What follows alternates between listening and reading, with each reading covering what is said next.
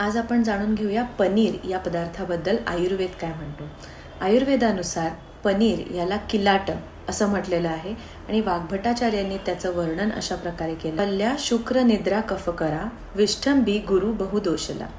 याचा अर्थ असा की पनीर हे तुम्हाला बल प्रदान करणारं आहे शरीराला, त्याचप्रमाणे शुक्र आणि निद्रा ह्या दोन गोष्टींचं ते पोषण करतं। म्हणजे ज्यांना इन्सोम्नियाचा त्रास आहे, शुक्रधातू संबंधित काही आजार असतील किंवा शुक्रधातू वाढवण्याची जिथे गरज आहे त्या ठिकाणी पनीर उत्तम काम करतं। याचाच अर्थ कोणी खाल्लं पाहिजे तर वात आणि पित्तवाले जे व्यक्ती आहेत, जे कृश आहेत, शरीराने बारीक आहेत आणि गरमीशी संबंधित ज्यांना त्रास होतो त्या लोकांनी पनीर याचं सेवन त्यांच्या आरोग्यासाठी चांगल्या प्रकारे काम करेल आणि कोणी खाऊ नये।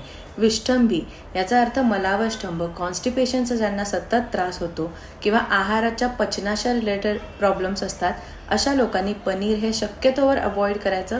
कधीतरी खाल्लं तर नक्कीच त्याने काही त्रास नाही होणार, पण खूप रिपीटेडली पनीर खात असतील अशी लोक तर त्यांनी अवॉइड केलं पाहिजे।